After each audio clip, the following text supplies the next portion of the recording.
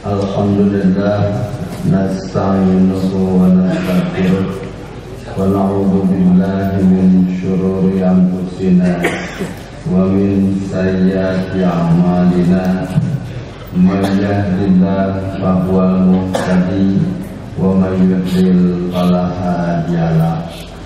Asyhadu an la ilaha illallah wahdahu la syarikalah wa asyhadu anna Muhammadan abduhu wa rasuluh. Amma ba'du. Jemaah pengajian yang berbahagia, alhamdulillah pada pagi hari ini masih dapat menyempatkan hadir di tempat pengajian ini untuk menggali dan mempelajari agama dan tentu saja untuk meningkatkan keimanan dan ketakwaan kita. Mudah-mudahan langkah kita dinilai amal soleh Gusti Allah Subhanahu wa taala. Amin. Masih lanjutan dari pembahasan yang lalu, yaitu khairun nas indallah, sebaik-baik orang di sisi Allah. Baru 3 poin di bulan yang lalu, yaitu yang paling takwa, yang paling baik akhlaknya, yang paling baik di sisi Allah. Sekarang yang keempat, sebaik-baik manusia di sisi Allah adalah orang yang paling mengerti dalam agama, orang yang paling paham dalam agama. Di antaranya firman Allah Subhanahu wa taala, a'udzu billahi minasyaitonir rajim. Yarfa'illahu alladhina amanu minkum walladhina utul ilma darajat. Allahu bima ta'maluna khabir. Niscaya Allah akan meningkatkan harkat dan derajat orang-orang yang beriman di antara kamu dan orang-orang yang diberi ilmu pengetahuan beberapa derajat, dan Allah Maha mengetahui apa yang kamu kerjakan. Dalam ayat ini Allah menyatakan Allah pasti akan mengangkat harkat martabat orang yang beriman dan juga orang yang utul ilma, yang diberi ilmu. Berarti ilmu itu adalah supaya untuk meningkatkan kualitas keimanan kita. Jangankan manusia, kalau manusia anggaplah bibit bayi, kemudian ajarannya juga sempurna. Kalau kayu udah kayu jati, ukiran Jepara, pasti akan mahal. Jangan itu kayu cuma sebatang kayu yang ada di halaman, yang tentu saja sebatang kayu itu kurang berarti, diolah mampu ilmu dijendoran wae. Kujendoran ilmu sederhana di kampung meningkat kali nama di kolong ular-ular di kodolan tento, terus diolah jadi orang meningkat jadi karena tata sarwa bintang 4. Itu ternyata dengan ilmu itu menjadi meningkat. Tanah saja, kalau kita menjual tanahnya langsung tentu tidak akan laku, diolah jadi soek. Setelah jadi soek menjadi laku, budak membuskan soek di budak-budak, mah soek di budak. Itu ternyata betul meningkat. Apalagi manusia yang banyak biasanya taklim ditambah amalnya, anugerah dan berilmu, insya Allah akan meningkat harkat derajatnya. Yang kedua, wamakana mu'minuna liyanfiru kafah falaula nafaroh min kulli firqatin minhum ta'ifatun liyatafaqahu fid-din wa yunziru qaumahum idza raja'u ilaihim wa la'allahum yahtadun. Mengapa tidak sepatutnya bagi mukmin itu pergi semuanya ke medan perang? Mengapa tidak pergi dari tiap-tiap golongan di antara mereka beberapa orang untuk memperdalam pengetahuan mereka tentang agama dan untuk memberi peringatan kepada kaumnya apabila mereka telah kembali kepadanya, supaya mereka itu dapat menjaga dirinya. Di saat sibuk juga berperang, diperlukan tenaga untuk berperang, Allah masih menggugat mengapa mereka orang mukmin semuanya pergi untuk berperang. Coba ada di antara mereka yang khusus untuk mendalami agama, mempelajari agama, yaitu untuk mengingatkan mereka di saat mereka kembali. Berarti sangat dipentingkan sekali orang-orang yang khusus mendalami agama atau tafaqquh fiddin. Tafaqquh fiddin tidak berarti harus menguasai seluruh kitab-kitab, tapi minimalnya kita punya semangat untuk belajar agama, semangat untuk mendalami agama, penasaran untuk mempelajari Al-Quran. Itu saja sudah cukup untuk tafaqquh fiddin. Kemudian dalam satu hadis dinyatakan qala Rasulullah sallallahu alaihi wasallam, man yuridillahu bi khairan yufaqihu fiddin. Barang siapa yang Allah menghendaki dia untuk menjadi orang baik, Allah pasti akan memberikan tafaqquh, mengerti, paham dalam urusan agama. Demikian juga Ibnu Abbas didoakan Nabi, Allahumma faqihhu fiddin wa'allimhu ta'wil.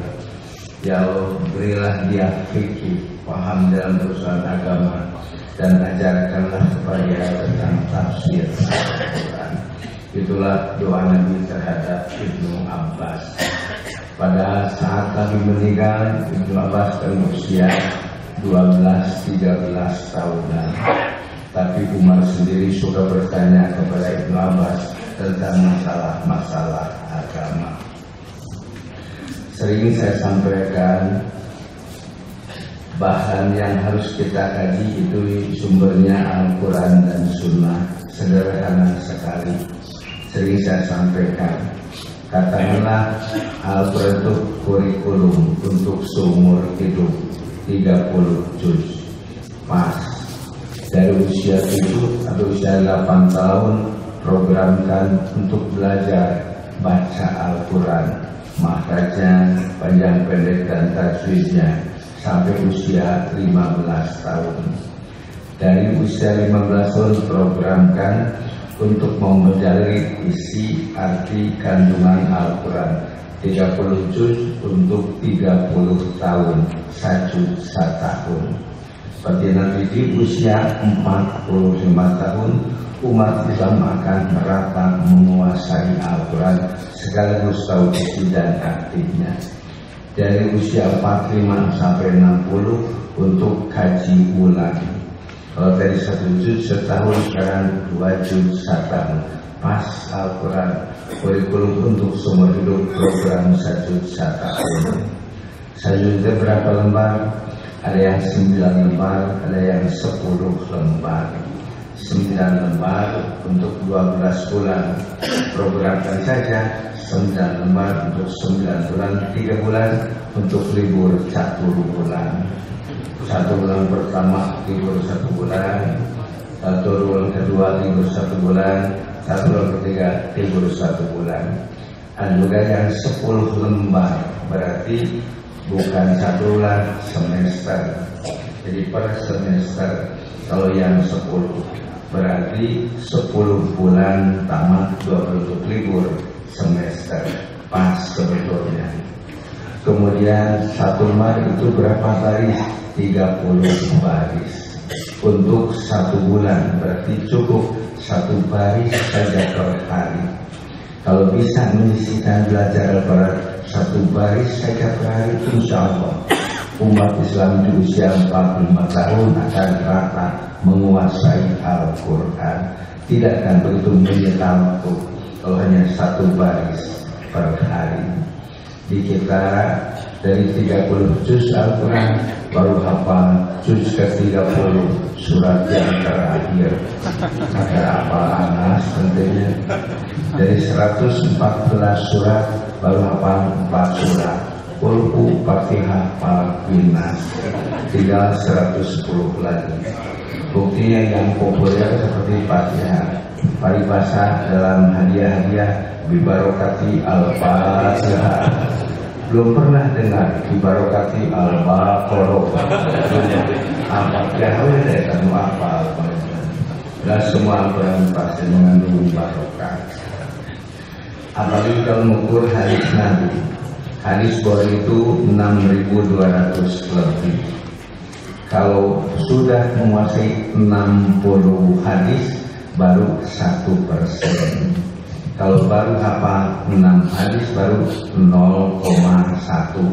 Tinggal 99,9. Jadi masih gini keilmuan di kita. Mengapa? Karena untuk pergi sholat dunia juga kadang sulit, banyak saja godaan dan gangguan. Coba ajak yang banyak putra, Bu, mari kita ngaji Bu. Katanya lain yang ibu kumah dunia loba budak mana cekawur Yusuf memperkasa dari ku loba urusun loba budak tidak pergi dengan banyak anak sampurna tuh budak atau hai orang kapal ngawasan pokoknya lain keharian saja kumaha tuh semoga budak malah segala kusorangan kusir serangan maksudnya serangan besar lain keharian semoga budak kayak ini semoga budak kayak ini sampai pemuda dan orang pengajian jam ke budak kayak ini itulah tidak sekolah gampang ngaji sampai des hati-hati ki hari orang ke pengajian ki dalam aku juga baru dah orang itu gimana ya perlu nyampur sahanya itu kadang-kadang demikian ukuran di kita. Ada yang betul ngajinya ya pengajian dihadiri tapi pulang pengajian bingung. Mengapa bingung? Kata Ustaz ini boleh, kata ini tidak boleh. Kalau saat ini sunnah setia dina pengen bingung aja setahun ngaji kemana tutur bukan terus ditingkatkan untuk bertanya bahkan kamu setahun ngaji kadang seperti itu diantaranya. Di satu masjid mau tarawih ini mau 11 ini mau 20 ribut di masjid ya ke yang 11 ya ke yang 20.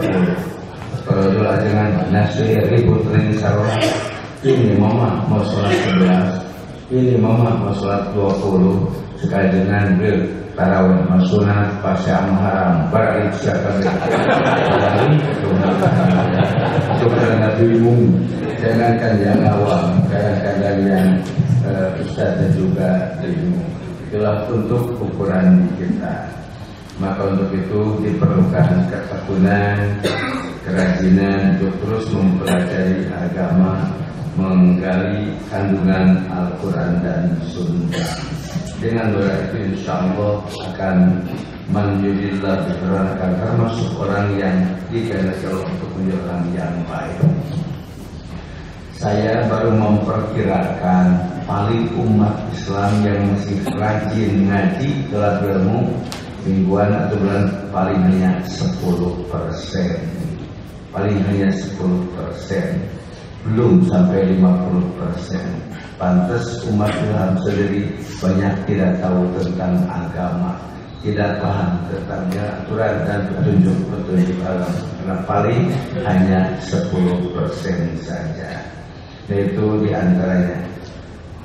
Kemudian dalam hadis berikutnya An Abi Darda qala sami'tu Rasulullah sallallahu alaihi wasallam yaqul man salaka tariqan ya tamsuku bi ilman sahhalallahu lahu thariqan ila jannati wa innal malaikata la tadau ajnihataha li talibil ilmi ridon bima yasna'u wa innal aliman la yastakbiru wa innal alim la yastakbiru lahu man fis samawati wa man fil ardi hatta khitan fil ma'i wa fadlul alimi alal abidi kapadil qamari ala sairil kawakibi wa innal ulama warasatul anbiya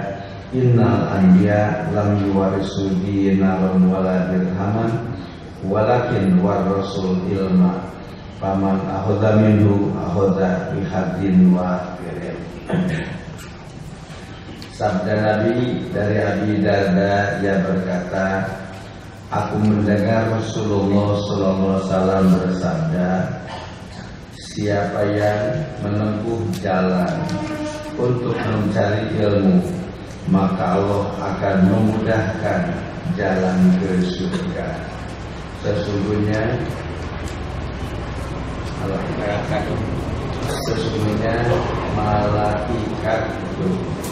malaikat meletakkan sayapnya bagi para pencari ilmu karena dia ridho,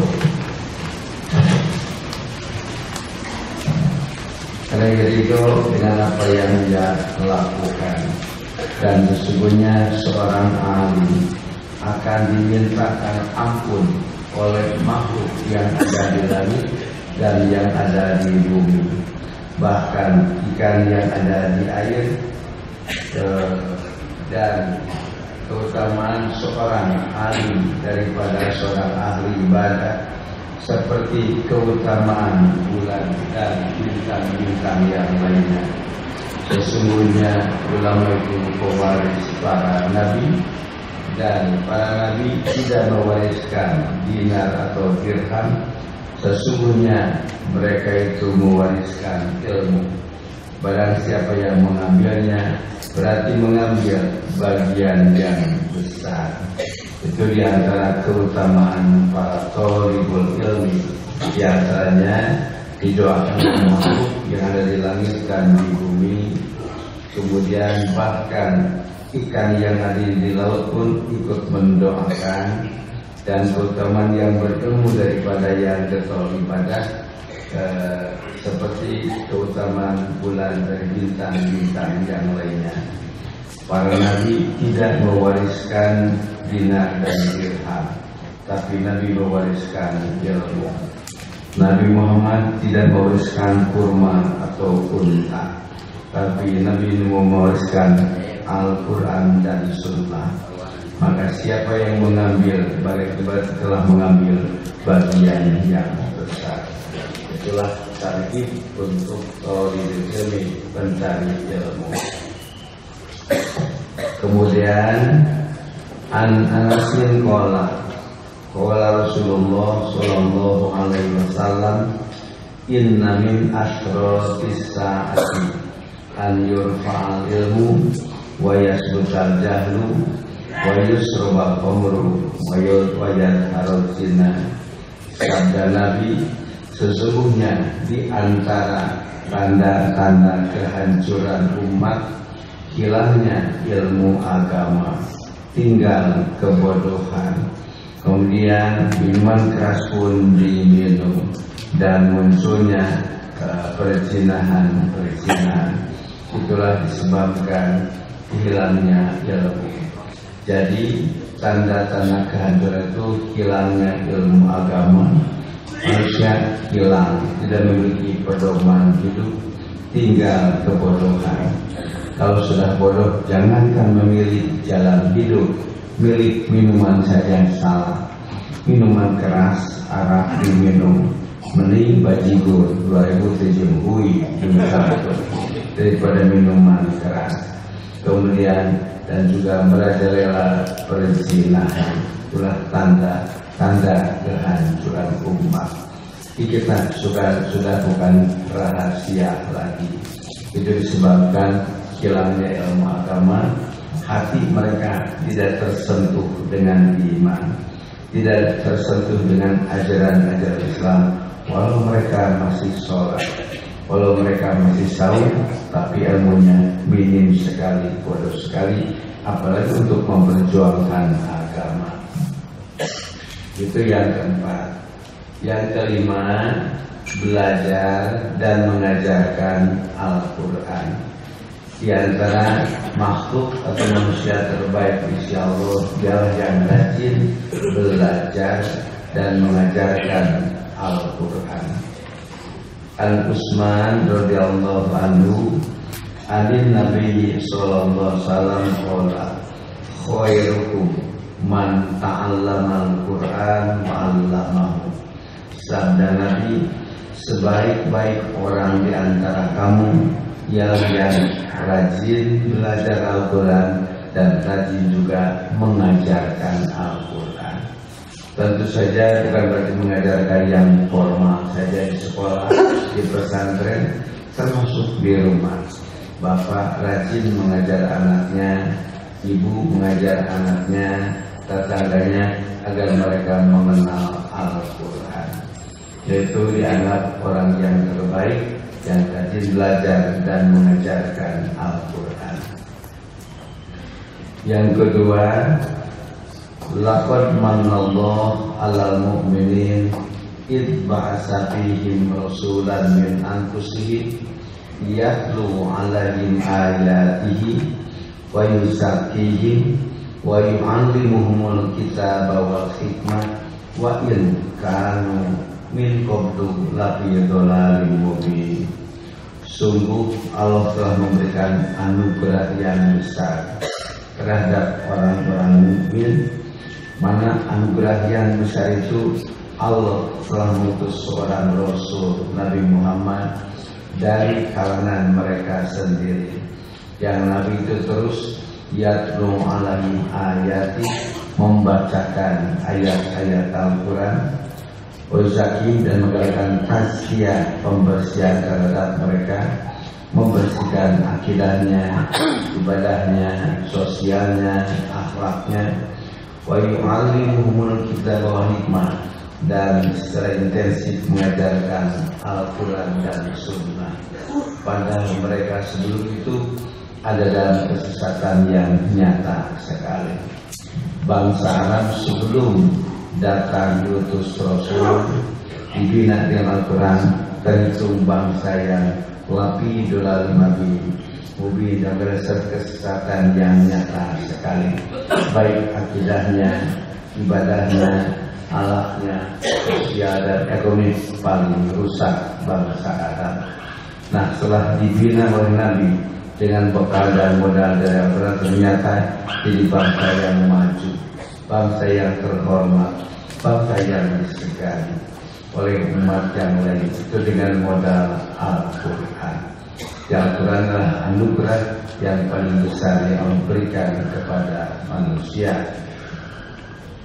Yang ketiga, innal ladzina yatluna kitaballah wa aqamus shalah wa anfaqu mimma razaqnahum sirran wa 'alaniyatan yarjuna tijaratan lam tabur liwa'dahum ujurahum wa yazidahum min fadlih innahu ghafurun syakur. Sesungguhnya orang-orang yang selalu membaca kitab Allah dan mendirikan sholat dan menafkahkan sebahagian dari rizki yang kami anugerahkan kepada mereka dengan diam-diam dan terang-terangan, mereka itu mengharapkan perdagangan yang tidak akan merugi, agar Allah menyempurnakan kepada mereka pahala mereka dan menambah kepada mereka dari karunia-Nya. Sesungguhnya Allah Maha Pengampun lagi Maha Penyayang, Maha Pengampun lagi Maha Mensyukuri. Dalam ayat ini Allah menggugah mereka yang rajin membaca kitabullah baik siang ataupun malam, wa aqamus shalah juga mendirikan sholat dan menginfakkan sebagian harta yang anugerahkan kepada mereka baik secara sembunyi atau secara terang-terangan. Hakikatnya mereka mengharapkan tijaratan lan tabur, perdagangan yang tidak akan merugi, perdagangan dengan Allah yang tidak akan merugi. Mengapa? Allah akan menyempurnakan pahala mereka dan menambah juga dari karunia-Nya. Allah Ghafurun Syakur, Maha Pengampun juga Maha berterima kasih. Bukan saja manusia yang dituntut abdan syakur, Allah juga sebetulnya syakur, Maha berterima kasih, sangat menghargai pengabdian, sangat menghargai pengabdian hamba. Jangankan yang besar, yang kecil saja Allah betul-betul menghargainya. Dalam satu hadis menyatakan, tidakkah kami tunjukkan beberapa perkara yang bisa meningkatkan derajat dan membebaskan dosa. Ya, dia kata Nabi, yaitu isbagul wudu ala makari, wudu dalam keadaan dingin tapi tetap masih berwudu, berupaya untuk wudu, yaitu lebih dihargai. Kemudian banyak langkah ke masjid, maksudnya agak jauh datang, itu pun diperhitungkan. Langkah ke masjid pun diperhitungkan. Beda yang dekat dan yang jauh, itu perhitungannya sungguh diperhitungkan. Itulah Allah Maha Syakur, Maha menghargai pengabdian hamba-Nya. Kemudian ayat yang selanjutnya, Alif Lam Ra, kitabun anzalnahu ilaika litukhrijan nasa minadh dhulumati ilan nur bi'izni rabbihim ila siratil azizil hamid. Alif Lam Ra, ini adalah kitab yang kami turunkan kepadamu supaya kamu mengeluarkan manusia dari gelap gulita kepada cahaya yang terang benderang dengan izin Tuhan mereka, yaitu menuju jalan Tuhan yang Maha Perkasa lagi Maha Terpuji. Dalam ayat ini juga Allah menyinggung kitab yang Allah turunkan itu untuk mengeluarkan umat manusia dari alam yang gelap kepada alam yang terang benderang untuk pencerahan, kemudian menuju jalan Allah yang Maha Gagah dan Maha Terpuji. Tentu saja akan berbeda keadaan yang gelap dalam keadaan yang terang benderang. Di zaman jahiliyah, karena kegelapan hatinya begitu rusak sekali akidahnya.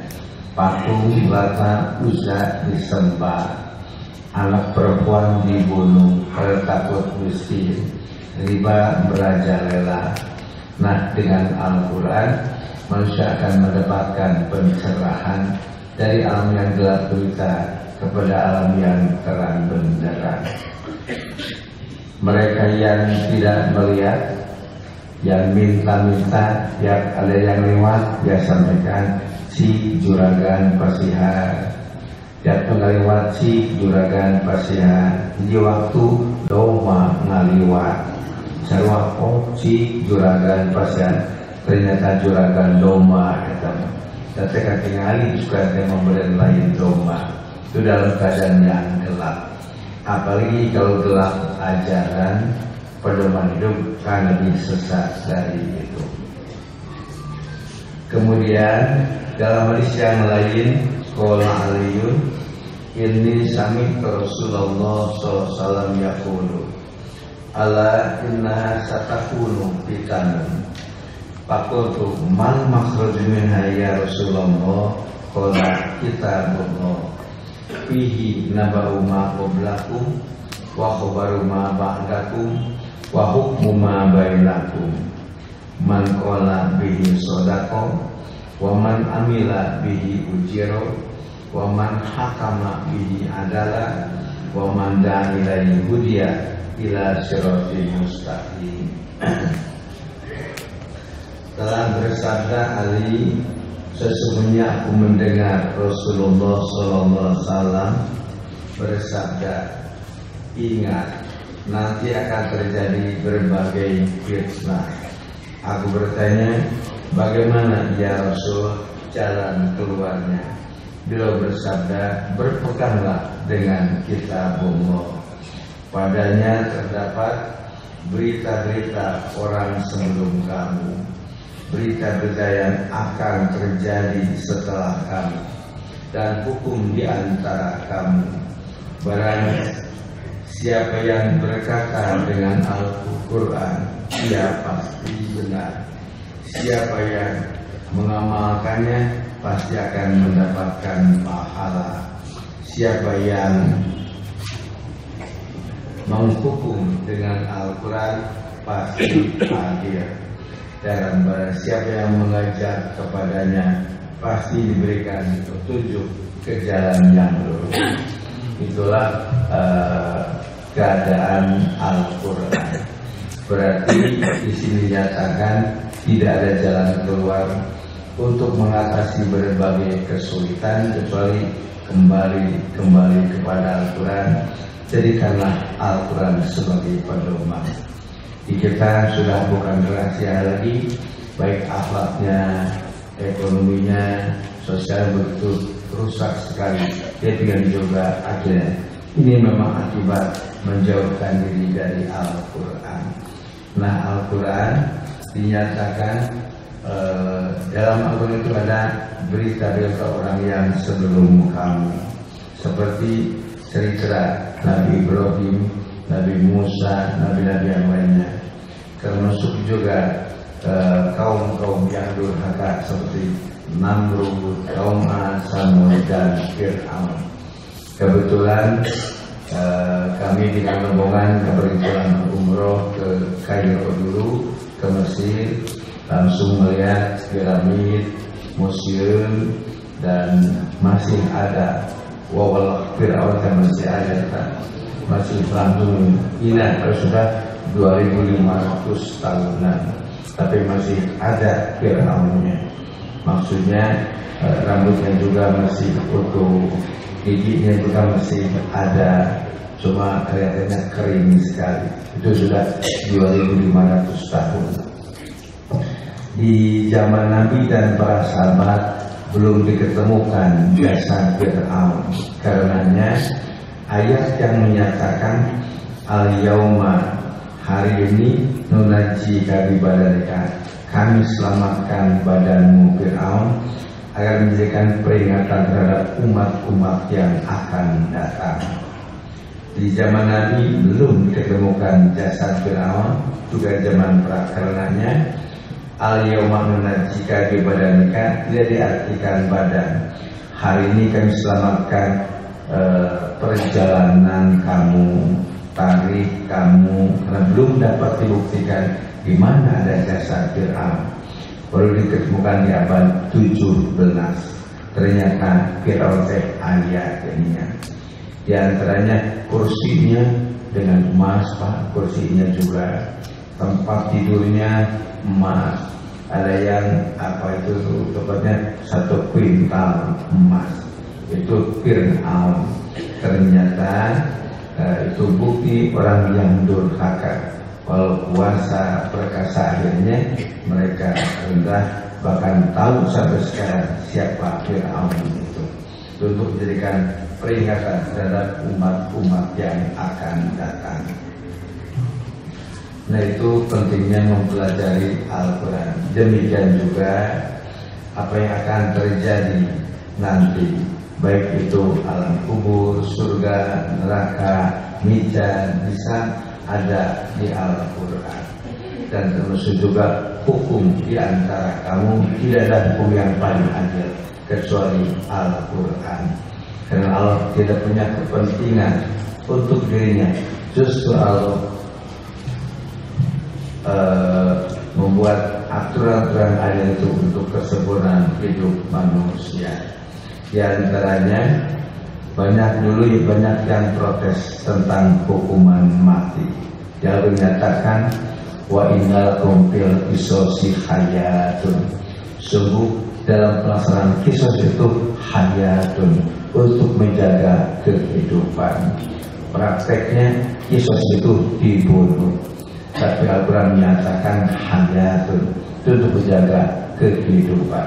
Maksudnya kalau dengan hukuman dibunuh lagi, mereka akan berpikir jauh. Kalau nanti saya harus dibunuh, biar tidak membunuh saja. Atau dengan mencuri 1/4 dinar, 1/4 itu 1,5 gram, kira-kira 1 juta, sudah harus potong tangan. Akibatnya mereka jerak, kehilangan DP 1 juta harus sampai potong tangan.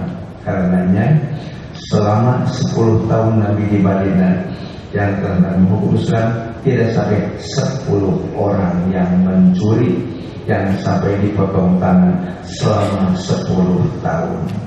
Di orang ayah 10 orang maling mengapai 10 juta menentukan mereka ya. Yang banyak 10 orang, tidak sampai 10 orang yang mencuri yang sampai dipotong tangan. Tidak sampai 10 orang yang diranjam atau dirajam Nabi, karena mereka merasa jerak dengan hukuman seperti itu. Di kita mungkin mereka tidak jerak dengan hukuman yang ada, hanya dengan hukuman penjara saja. Nah itulah yang kedua, orang yang terbaik itu yang rajin belajar dan mengajar Al-Quran, memasyarakat dan mensosialisasikan Al-Quran. Ternyata di Indonesia masih banyak Pak yang buta huruf Al-Quran. Itu masih banyak yang buta huruf Al-Quran. Pernah saya ngobrol dengan salah seorang dosen Unpad, beliau memberikan tes pada mahasiswa baru, 200 mahasiswa dites. Apa tesnya? Tulis surat Al-Fatihah dan terjemahnya. Dari 200 mahasiswa hanya 2 orang yang lulus bisa nulis Al-Fatihah dan terjemahnya. Itu menunjukkan betapa rendahnya di kita perhatian terhadap agama, terhadap Al-Quran. Pernah saya mengadakan tes di sekolah umum SMA di saat di bulan Ramadan. Biasanya suka ada pesantren kilat. Dari 50 siswa di SMA hanya 5 orang yang bisa baca Al-Quran. Bukan bisa betul tajwidnya, cuma bisa, itu hanya 5 orang dari 50. Jadi kita sangat rendah sekali perhatian terhadap Al-Quran. Nah itulah yang caranya dianggap orang yang terbaik, yang rajin mensosialisasikan Al-Quran. Yang keenam, yang dianggap orang terbaik itu orang yang menyelamatkan muslim lainnya dari gangguan lisan dan tangannya. An Abdillah bin Amr bin Al-As anna rajulan sa'ala Rasulullah sallallahu alaihi wasallam ayyul muslimina khair, qala man salimal muslimuna min lisanihi wa yadihi. Hadis dari Abdullah bin Amr bin Al-As, seorang laki-laki bertanya kepada Rasulullah sallallahu alaihi wasallam, ya Rasul, siapakah muslim yang terbaik? Sabda Nabi, muslim yang terbaik ialah yang dapat menyelamatkan lingkungannya, sampai lingkungan muslim itu tidak merasa terganggu dengan lisannya, dengan tangannya, dengan caci makinya, merasa aman. Kehadiran seorang muslim tengah-tengah masyarakat tidak membuat resah masyarakat, justru mereka merasa aman dengan kehadiran dia. Ukuran muslim yang terbaik yang dapat menyelamatkan dirinya, menyelamatkan tetangga dan keluarganya dari gangguan yang mengganggu mereka. Itulah ukuran muslim yang terbaik. Dalam ayat lain nyatakan, ya ayyuhalladzina amanu la yasur qaumun min qaumin asa ayyakunu khairum minhum wala nisa'un min nisa'in asa ayyakunna khairum minkunna wala tanbisu anfusakum wala tanabasu bil alqab bisal ismul fusuqu ba'dal iman wa man lam yatub fa ulaika humud dhalimun. Wahai orang-orang yang beriman, janganlah sekumpulan orang laki-laki merendahkan kumpulan yang lain. Boleh jadi yang ditertawakan, yang dihina dengan itu lebih baik dari mereka.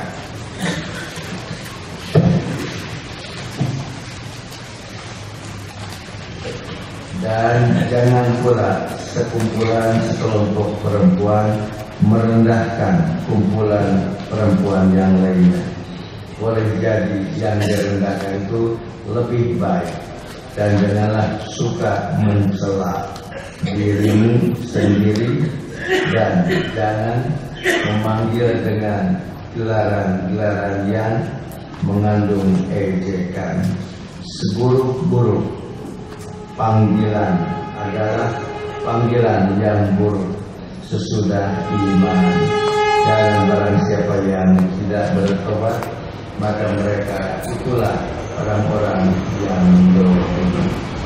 Untuk menjaga keharmonisan di lingkungan, di keluarga, di rumah tangga, di antaranya yang tadi, jangan sekali-kali menghina, merendahkan yang lain, mengumpat, mengejek yang lain, baik dari sisi hartanya, ilmunya, penampilannya, wajahnya, itu jangan sekali merendahkannya. Bisa-bisa firman Allah, mereka yang diejek itu lebih baik dari kamu akhlaknya atau ketakwaannya.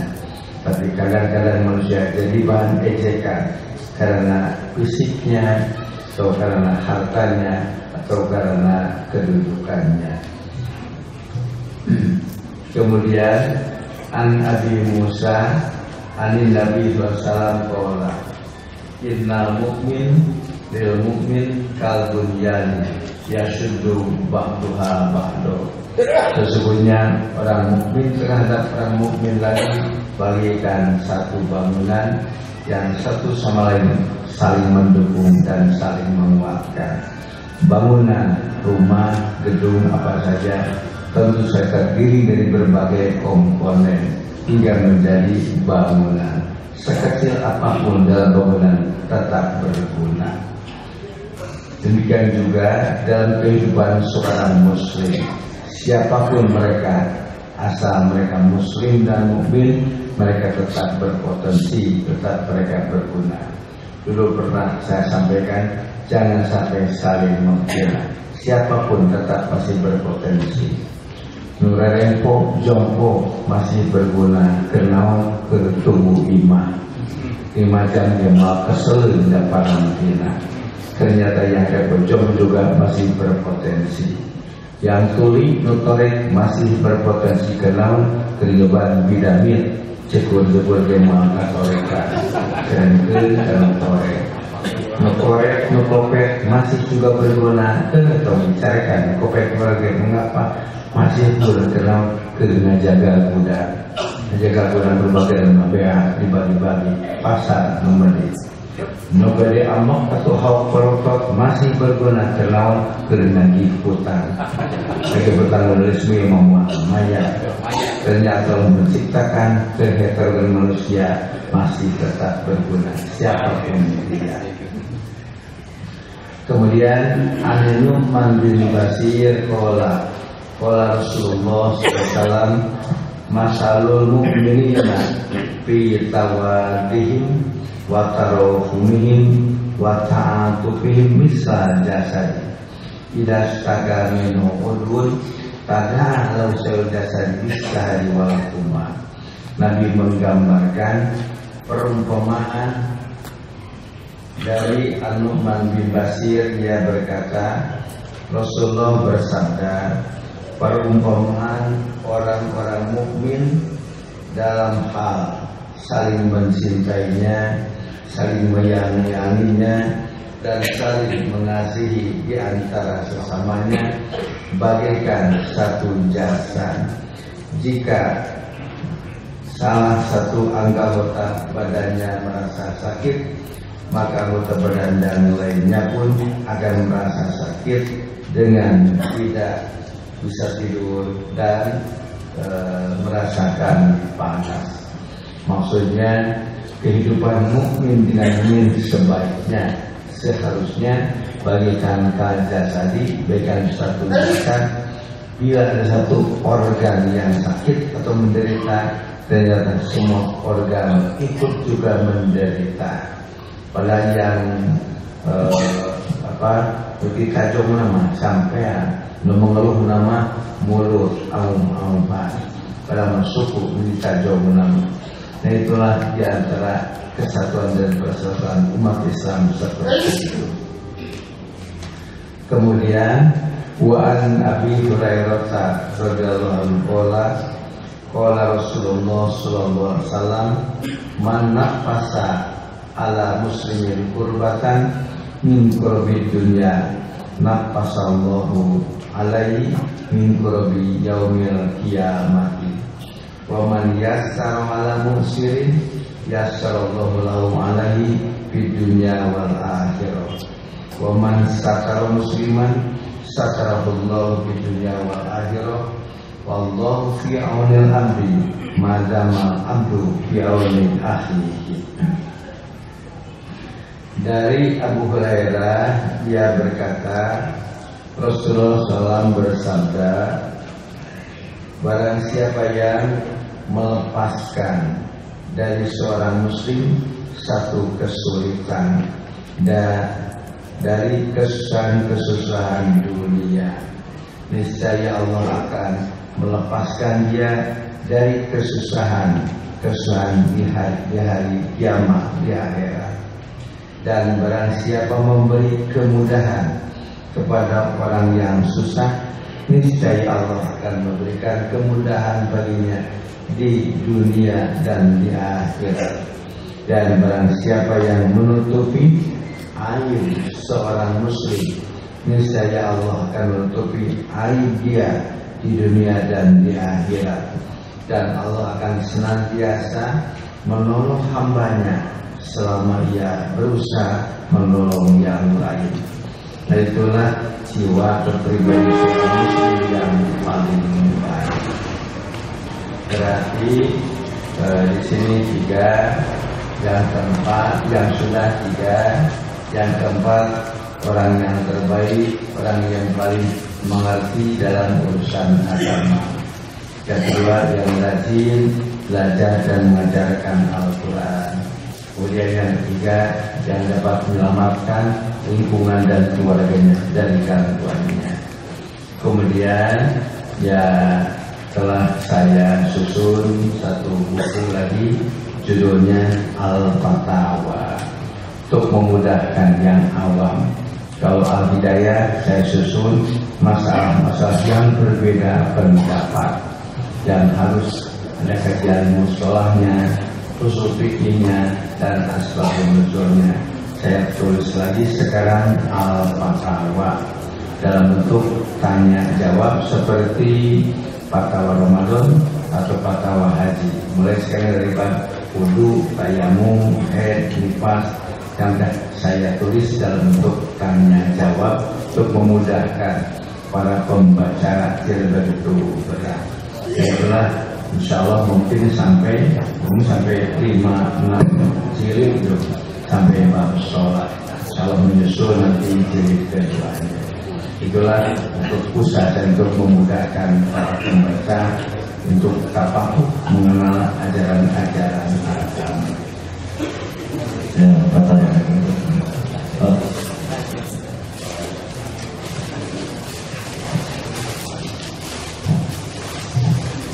Ini sebelum pertanyaan, saya mau izin dulu membacakan satu pengumuman.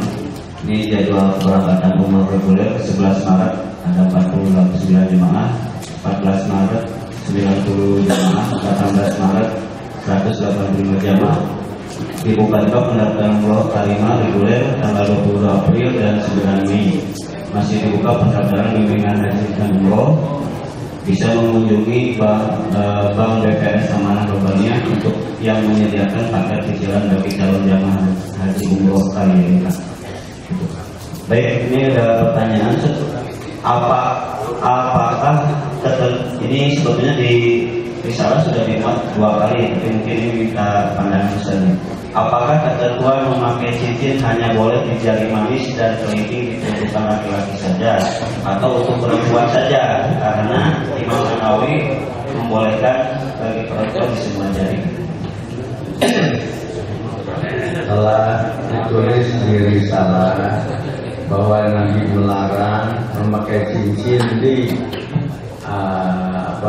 ibu jari, telunjuk dan jari tengah, hanya di jari manis dan kelingking saja. Cukup atau 2 adalah teribilnya.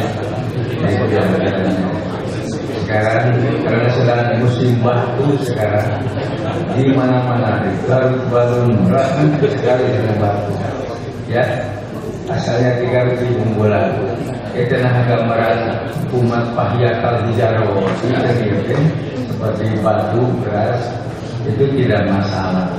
Maksudnya silahkan selama tidak ada kaitan dengan kemusyrikan, dengan kepercayaan yang lainnya. Berapa saja harganya terserah, tapi jangan ada pikiran atau keyakinan ini hasilnya anu itu yang salah. Selama cincin itulah cincin, boleh-boleh saja. Kemudian tadi dalam pemakaiannya kami melarang menggunakan cincin dalam 3 jari ini, hanya dalam 2 jari saja, baik laki-laki ataupun perempuan.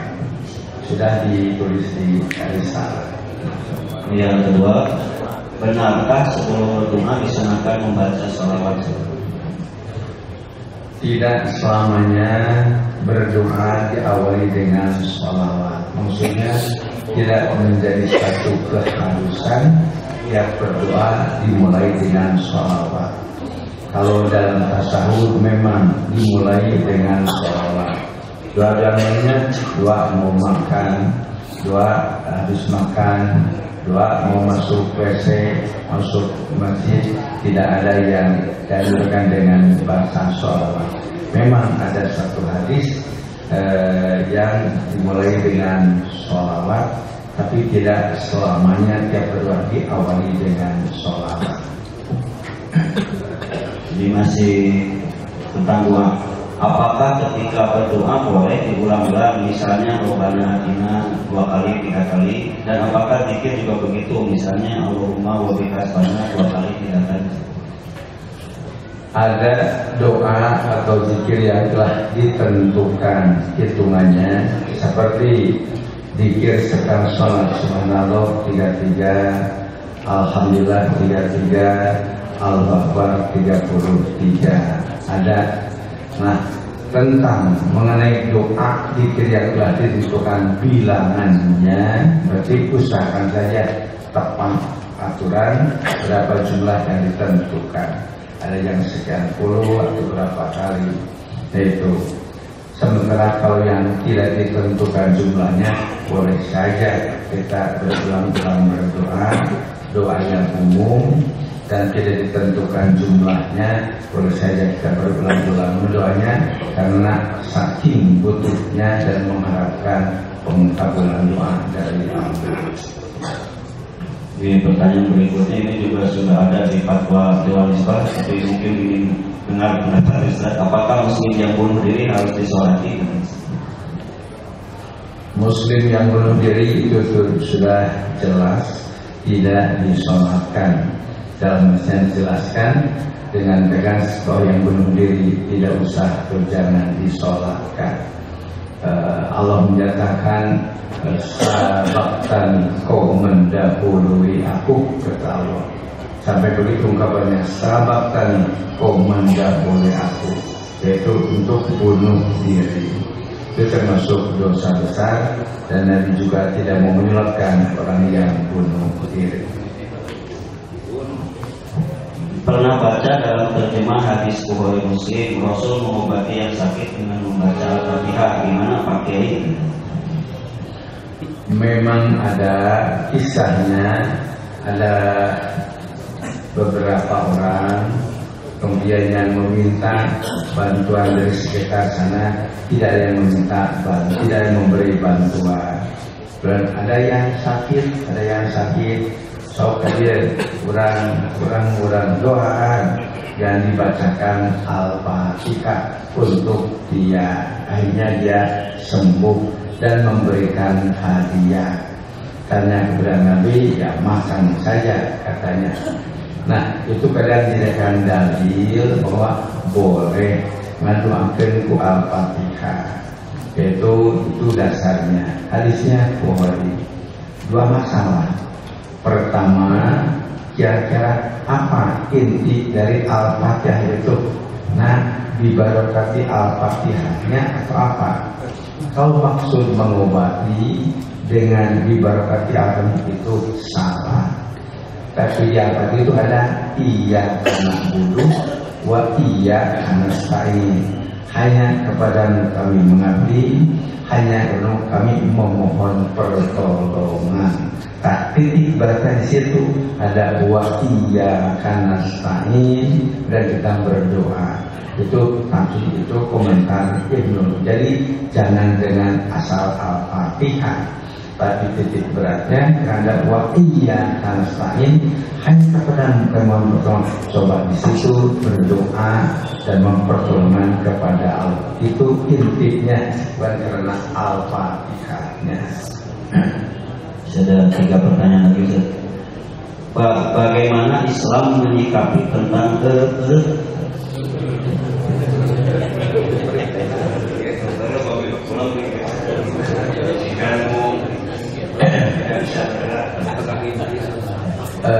ada yang mengatakan perlu karena ada kekesalan dalam hati sebelum tidur, kemudian terbawa tidur sampai terjadi sampai susah bicara, kayak ngomong kayak itu katanya karena ada kekesalan dalam hati, dan nanti yang sampai kebawa tidur jadi begitu. Karenanya Nabi menganjurkan apa doa sebelum tidur? Allahumma aslamtu nafsi ilaika, ya Allah aku serahkan diriku kepadamu. Wa wajjahtu wajhi ilaika, aku hadapkan wajahku kepadamu.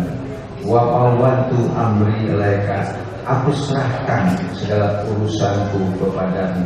Wa alja'tu dhuhri ilaika, aku lindungkan sekujur tubuhku kepadamu, dan seterusnya. Itulah layaknya seorang muslim jika mau tidur. Itulah mual terjadi gerak mau doa utama karena ada aslam mereka dan pembantu amri mereka. Itu karena ada kekesalan dalam hati yang tidak terucapkan. Pemerintah kita tidak memakai hukum Islam, apakah kita ikut berdosa? Pemerintah kita belum atau tidak melaksanakan syariat Islam sebagiannya. Kalau haji sudah ya, kalau haji zakat juga sudah, tapi urusan Cina mah belum, karena dianggap melanggar hak asasi manusia dan pelaksanaan hukuman Islam. Padahal semua hukum Islam pasti baik. Alaihissallah biar kami hakimin yang paling bijak dalam segala urusannya. Ya, tentu saja kita pun tetap berusaha agar hukum-hukum yang dapat sunat dapat berlaku dilaksanakan di masyarakat, tidak hanya dalam bentuk ibadah ritual saja, demi keamanan dan demi ketertiban masyarakat dengan hukum Islam yang tadi. tapi mungkin sebagian juga masih banyak yang belum mengenal bagaimana hukum Islam itu yang sebenarnya. Pernah saya menghadiri seminar hukum Islam dan para SH, para doktor, para profesor, di antaranya saya diberikan tugas membuat makalah bagaimana sistem penjara Islam, mana sistem kesaksian Islam. Saya sampaikan dalam pertemuan itu, dan banyak juga ada doktor, SH, mereka kaget, Pak Kiai, begitu bagus ya hukum Islam, saya baru tahu hukum Islam seperti itu. Itu para SH juga kadang tidak tahu bagaimana hukum Islam yang sebenarnya. Tidak ada hukum Islam yang jelek, kecuali pasti bijak, pasti sempurna karena hukum buatan Allah untuk manusia.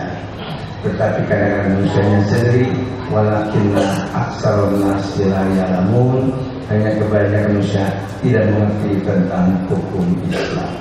Dulu pernah saya sampaikan, ada yang jangankan ayat Qur'aniyahnya, ayat kauniyahnya pun begitu sempurna. Ada yang berteduh di bawah pohon beringin, di saat berteduh menengadah, baru berpikir, kok Allah tidak bijak ya menciptakan pohon beringin, pohon begitu besar dan ribuan laleci, ariwalu tahal haramat buah barada, jadi disaing gitu dia berpikir. Sewaktu itu ada buah beringin jatuh di kepalanya, baru dia bersyukur, alhamdulillah Gusti, buah gede untung buah saringan lebih. Nah, buah saringan lebih iu dianaknya dagang lope, dagang channel, sekali buah murah mual bahaya. Tapi ayah tangkal durian anu iu, tangkal durian anu iu dan mual ayah. Nah, isi dipakai imuhan, dengan durian pada satu siaran itu benar dirancang oleh Allah. Nah, ariwang tangkal maramat buah jalate atau maramat buah itu maka kebakan ngaret kemana kebun gerakan kebuahana. Oh iya ya, ternyata Allah yang maha bijak yang tahu, kita yang belum tahu. Itu diantaranya. Dan masalah jinayat masih banyak, masih belum banyak digali, dipelajari di kalangan umat Islam sendiri, apalagi di kalangan mereka para hukum masih banyak yang tahu betul tentang jinayat. Bakal membaca Asri Al-Jinai, tulisan Abdul Qadir, wah begitu sempurna. Itu perancang konstitusi Mesir dulunya, perancang konstitusi Mesir dia Abdul Qadir. Kemudian masuk Islam dan merancang bagaimana tasbih ajaran Islam, begitu sempurna sekali. Tapi sayangnya itu belum banyak dikenal oleh umumnya umat Islam, bahkan oleh para ulama juga belum dikenal karena bukunya juga memang susah. Itu gambaran kita. Dan ternyata kita berdosa tidak, selama kita berusaha ingin memperoleh tentu saja tidak berdosa dan tidak bisa kita bertindak sendiri. Ayo mari bawa ke diri, coba kita tampak kawan itu tidak bisa, itu tetap harus lewat pemerintah, tidak bisa. Ada yang kena coba payah misalnya tidak bisa bertindak sendiri, main hati sendiri, memang harus ada pihak yang melaksanakan itu. Itu di negara Islam juga seperti itu. Pertanyaan terakhir, tapi sebuah pertanyaan ini, apakah uang pensiun sama dengan warisan? Bagaimana cara membaginya? Yang kedua, bagaimana pandangan Persis terhadap hukuman mati? Uang pensiun pernah saya tanyakan, bagaimana status uang pensiun? Kata mereka orang PNS, uang pensiun termasuk pensiun janda. Buktinya kalau dia menikah sudah habis uang pensiun aja. Kalau sudah menikah lagi habis uang pensiunnya.